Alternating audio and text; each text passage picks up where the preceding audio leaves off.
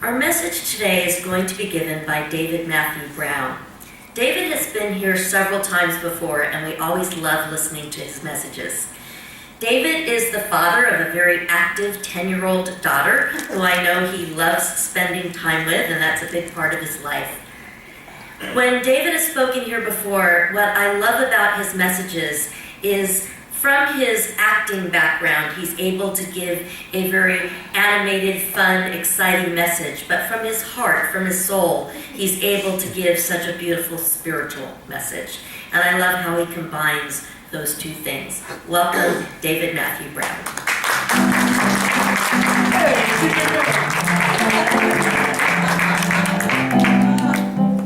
So there was an 85-year-old woman who went on a blind date with a 92-year-old man. And when the date was over, she came home frustrated. She told her daughter that she had to slap him 3 times. And her daughter said, "Did he try to do something fresh with you?" And she said, "No, I was just making sure he was alive."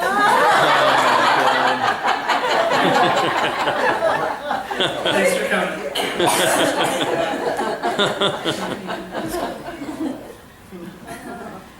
So what a wonderful space to be in that we're in right now. On May 24th, according to the Mayan calendar, we've entered a new cycle, and we will be in that cycle since we're all here on life on this planet for a long, long time. We are moving into the heart age. We are moving into unity consciousness collectively. And as we move into that spaciousness of unity consciousness, our stuff has to come up. So most people right now are moving through the shadow. They're moving through some dark space in their life. They're going through different job experiences or losses in relationship or friendships. They're moving into a higher blossoming of who they actually are. And we are doing that. We see that inwardly in our own lives. And we're also seeing that in the exterior in our country right now. And in order to birth everything that doesn't serve us has to come up. And it's coming up because it's ready to heal. We don't need it anymore. That's why it's coming up. Sometimes things come up and we're like, why is this coming up again? And we start to panic. But as we begin to know and bring forth with our free will God, because God is present, but God will not take an active participation in your life unless you acknowledge and bring it forward. And so we are called in this new time, in this new spaciousness, to understand and be with something that is bigger than ourselves. And so it is wonderful to see that when Jesus says the Our Father, he doesn't say my Father. He doesn't say your Father. He says our. So we are entering a collective we. And what would your life look like if you stopped using I, you, or me and started using we? How would your life change? How would you start to see people in your life? And I get it. It's easy to post on social media that love is the answer or that love wins. But we're here to walk it. And the walking is the love warrior that we're going to talk about today. Can you stand, as we talked about or sang in one of the first songs today, where you're not moved? We're easily moved on this planet. Someone says something to us and we freak out. Someone does something and we're like, oh, I can't believe they did that. Because we, as we begin to go into nature, which is the nature of who we are, we begin to see that in nature there is just a knower. And we know from feeling. So no feelings are wrong. What you feel is never wrong. We have actions that people take that may be wrong, but our feelings are never wrong. And why is that important? It's important from a male perspective because most men have been taught to embrace feeling. So it's quite liberating when someone says, your feelings are not wrong. There's nothing wrong with you having feelings. Emotions are beautiful expressions. They're beautiful arrays of art. They're beautiful ways of letting us know where we're at and what's going on. And so as an inward warrior, as a love warrior, we begin to stand in who we are. And we begin to give space to these thoughts that come into our life like robbers. And what are the thoughts doing? Well, the thoughts are just thoughts. They're not personal, but they're in our space, and what happens is, for some reason along the line, we're trying to control those thoughts. So we control our thoughts, we control our emotions, we control our lives, and before you know it, we're trying to control people. We control people through what? Assumptions, expectations. I expect you to be this way, so I'm angry with you because you're not the way that I want you to be. Because if you were the way that I wanted you to be, then I could be comfortable in you, and then we could be okay with each other. And yet what we discover inside of ourselves, in that deep silence, is that there's these thoughts that are happening. Emotions are coming up in feelings. And we are in complete acceptance of all of it. Because we realize we finally give up control. Not control to another person. It's not the suggestion. But we give up trying to control all this stuff. And as we give up that, we give up trying to control everybody in our life. And then we give up control. And then we give up this thing called self-improvement. Because how can you improve upon something that's already spectacular? And then you discover that there's a burden that's lifted. And you go, I don't have to change the world. I don't have to improve every 5 seconds of my life. I could just be in it. And your heart's like, thank you. Thank you so much. And then you begin to see that life is a play. That you're here to play in life, but you can't play in life when you're busy judging and critiquing and putting people down and admonishing people because you're afraid to experience your own life. Let me give you an example. I coach girls soccer. I've coached it for 9 seasons. The parents that express their dire judgment towards my coaching, criticism, are the ones that refuse to go into the experience. It's easy to stand and criticize someone from the outside in when you don't want to do it yourself. And so, to prove the point, we had a parent-daughter soccer game. So for the first time, all the parents that were being critical had to actually play the game of soccer. And guess what? They were tired. They were exhausted. They were making passes past people. They were kicking it over each other's heads. They were missing goals. All the things that their daughters were doing. Now they have to experience it. And now they're sitting there at the end of 80 minutes on AstroTurf on this big football field, and they're pooped. And they're like, wow, this is difficult. Yeah. Sound familiar? We're in life, all of us. It's okay. As long as you show up and that you're doing the best that you can do, that's okay. No one's asking you to be something other than yourself. And if someone's asking you to be something other than yourself, that might be something you might want to take in and consider. We don't ask a rose to be an orange tree. We don't ask an orange tree to be a rose. But we ask ourselves that. We expect people to be something other than what they are. So people spend a lot of time proclaiming things. I'm a leader, I'm this, I'm that. It's exhausting. It's exhausting to try to hold on to all these identities and the past and what you think the future is going to be, and it's always this dance. And so as a warrior, what we learn is what we've learned in sports, that we learn in business, that we learn in even acting school. Anything that you get into, one of the first things they teach you is, even if you're in the army or the military, they teach you the importance of being relaxed. So a warrior is calm. Because a warrior is calm because it knows it can handle it. Stress is when you're trying to be something other than yourself. Relaxation is what we are. Stress is going against yourself, but our society teaches you that if you get stressed long enough, it's all going to break open. And then you can turn to your friends and go, I worked really hard. I worked really hard at this. I made it. But here what we're learning is that show up, do your best, allow, accept. If there's injustice in your face, stand up to justice. If there's inequality, stand up for equality.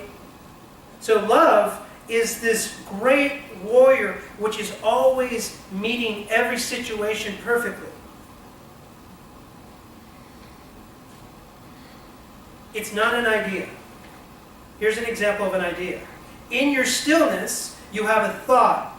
That's an idea. The material world is an idea. Spirituality is an idea. Religion is an idea. Politics is an idea, but it's not based in reality. You're in reality right now. You are this great blossom. So your soul, as I brought up last time I was here, I'll be brief about it. I don't want to go too deep. So when you're first born, they poke your breath, right? And that's the Word of God. In the Jewish faith, they believe that Yahweh is your breath going in and out. That's why you don't talk about God, because you can't. Just by doing that action all day, you're putting the emphasis on God itself. And magical things begin to happen in your life. And magical because they've always been here. You're just clearing away the smog. So what I feel like what happens is our soul enters our body and we forget it. And now we're in this darkness and we're like, gosh, I'm so limited. I'm in this body and I don't know what to do. And then everybody keeps reaffirming to you that you're the body, you're the body, you're the body, you're the body, you're your mind, you're your mind, you're your mind, you're your body, you're your mind. And all day long, everywhere you go, everybody's like, I'm a mind, I'm a body, I'm a mind, work on my body, work on my mind, work on my body. Then you get to a center, and they're like, wait a second, what about that place that's quiet in you? And you're like, what? And then you get so excited about this new place, you start to share it. And you have no idea what you're sharing. We're all connected. We're all one. We're everything. Love is the answer. Blah, blah, blah, blah, blah. Right? And that brings you in, and then the work begins. And you go, holy cow, what's this dark place in me? What are these things coming up? I can't do this. I can't do this. I got to get out of here. I got to get out of here. And all your guides and angels and grandparents, everybody that's ever passed away that's around you, like, they can do this. I know they can do this. Please don't run away. Please don't run away. And then you run away and they go, they'll come back.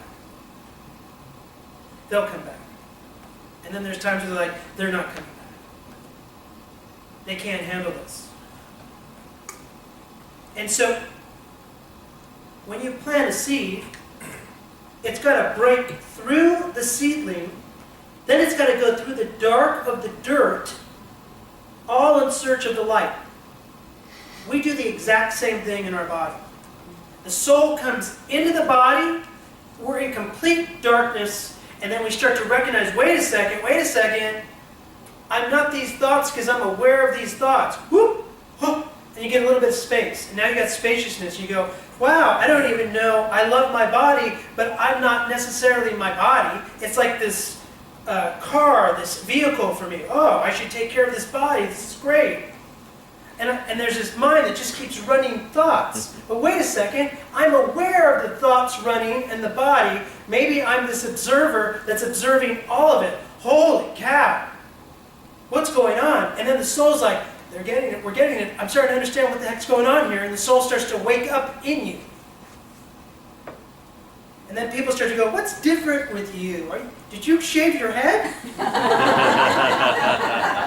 I don't know where my hair went. I woke up, it was like this. Is it your skin? Is it your body? What is it? What it is your inner light coming through. And they see your light, they just don't know what it is. But they love it. Wow, it's so beautiful. What's that? Like, what's changed about you? What's changed is your own soul is recognizing who it is in this body, in this mind, in the chaos. Like the lotus flower in the muck coming up. The lotus flower's in the muck, and it's like, how the heck did I get here? This is awful. I don't know why I'm growing up. What am I growing up to? What's going on? And then it comes up, and there's this gorgeous flower in the middle of all this muck. A diamond is the same way. So nature is teaching us about ourselves. What's it teaching us? You have to go through the muck, and you're calling yourself towards light. You just don't know it. So the shadow is there to keep pushing you towards that light. But we're taught that darkness and shadow stuff, and I shouldn't be here, blah, blah, blah, blah, blah. And we're just shooting everywhere. Everywhere. I should go to the party. I should go here. I should have this job. I should try this. I should. And we don't realize that that's death. And that's the shadow pushing you towards your light. So we're all getting pushed like the rose. So we're all blossoming and we're trying to control it. No, it's not on my time. I don't like the way this is happening. Oh no. All right, we're trying to grab onto it, and love is like, you can't grab onto me. You don't own me. And that's a bummer. If we're honest with ourselves, isn't that a bummer? You can't control it. You can't even attach to it. That means that someone comes into your life and you love them and you have no attachment. They could go at any time. You can't even control it. You have no control. But because you're not used to the wildness of love, and your whole life has been controlling it, you're trying to hold everything together and you can't. And that creates what we call stress. Why? Because you're trying to be something that you're not. You're trying to tell God that you don't trust God's love. That God doesn't know how to evolve you, but yet He knows how to evolve, or she or he, whatever it is, knows how to evolve a rose, and the mountains, and the earth, and the planet, and the ocean. And it's all beautiful, but with you, you've got it all figured out. You're the judge. Right? You love control. I love sometimes when I'm talking to family members and they're like, yeah, but I'm old school. I don't know what that means. So you can say whatever you want and demean people? Yeah, because I'm old school. Are you just saying you don't want to grow? No, I'm old school. You don't want to learn? I'm old school. I don't know. So what I'm saying is that we use language that is controlling because it is scaring us half to death. It is scaring us out of death into life. You're being scared out of death right now. Most of the people have been dead for so long, walking on this planet. Now life comes and is like, trust me, follow what we're doing here. Let love come through you. That's how divine love heals. It can only heal once you let go of your prayer and stop thinking about it. So most people walk around and they go, I want money. Relationship. And it doesn't happen. Why? Because they're thinking about it. What's the thinking do? It creates a smog screen. And we forget to play. And since we forgot to play, we take everything serious. And when we're serious, what are we like? We're bummers to be around. All of us. Because then we hit this place where it's no longer an inner knowing of nature. We start to go, oh, I know. I'm right. Right. They're wrong, I'm right. Right. No, let me explain it to you. I'm more aware than you are. I'm better than you are. I have a degree and you don't have a degree. And I have, right? So it's all this like dualistic stuff happening, and before you know it, people are like, I don't know where my friends are. And so we are being called right now into that warrior love. We call it warrior love because it is like you are a warrior. You're coming back in and you're trusting your commander-in-chief, which is God. And she is going to push you. She's going to push you past places you don't want to be pushed. We know that because we have the physical female, and we know what that experience is like, right? They push, and they push, and they push. Why? Because their love is so immense, they see what you're like and who you are, and they want the best for you. The divine feminine in you is tired of being repressed, and she is coming out through your heart. Whether you're a man or a woman, she is coming through all of us right now, and you cannot control her. Sorry. You cannot control the feminine. And we've lived in a society for thousands of years where that's what we've done. Or we tried to. And now she's like, sorry, not happening. Here we go. Get ready for the ride of your life. And we're like, and we all feel it's happening. And we're like, no, that's okay. That's okay, I like to stay in my comfort, in my fort. Right? Comfort, C-O-M, with fort. To be with your fort. So you're with your defense mechanisms, your intel, your intellect, and you're defending. Before you meet people, you're thinking of all your defense mechanisms. What you're going to say, how you're going to say it, what you're going to do, how you're going to do it. And all the while, love is like, just come. Open up, baby. Just open up, here we go. It's happening, open up. So we are in it now. Here at Unity, we talked about it for years, and now we're at Unity Consciousness. And it's taken us all with us. Nobody will be left behind. And so when you're walking with your friends and family, or you meet people, you may see them, and they might be in dire straits in their mind. They might be overwrought with unhappiness or darkness. That's where our presence comes in. We don't try to fix or change anybody, but we're present with them, and we listen to them. And we let that divine feminine do its work. Sound good? Yeah. Is that too deep, you in the back? I got the call, don't be too deep, man. Don't be too deep. Surf the wave, brother. So embrace what's happening inside of you right now, even if you don't want to talk about it with other people. Embrace asking for help. Embrace your feelings. Embrace where you're at. Because it will only pass away. It always passes away. The quicker you embrace something, it will go away. But if you keep holding on to the experience, you keep saying, this is what I want to experience. But that's not what we're called to do. We go to bed at night, we wake up, and we experience something new. And that's not what we've been programmed. Most people go to bed at night, wake up, and experience the same exact thing because they're comfortable with it. People are comfortable with pain. They're comfortable with hating. They're comfortable with pushing people away. They're comfortable with their closed-off hearts. They're comfortable with telling them stories that they're not good enough. They're comfortable with all this stuff, and there's nothing wrong with it because sooner or later, you're going to wake up. Wake up to what? Wake up to life. And you're going to see that life has no comfort. That life is a wild mess. And it wants you in it. It just keeps calling you in. Come on. Come jump in. It's fun. I know, but what about all? Just jump in. No, I don't know. I don't know. It's crazy. Jump in. I don't know. I don't know if I want to do this. Jump in. Then tragedy happens and you're like, okay, I might as well just jump in. So it will use everything in your life in order for you to get into it. It will take everything away from you in order for you to get into life. It will have you lose everything that you ever thought was important to you so you can just go into it. Or you could choose to go into it right now. We are at a pinnacle right now in our country. We're at a pinnacle right now within ourselves. We are in a monumental shift that is taking place within each one of us, and we might as well ride it. Embrace it collectively. Sound good? Yes. Can I get an amen? Amen. All right, let's go into meditation.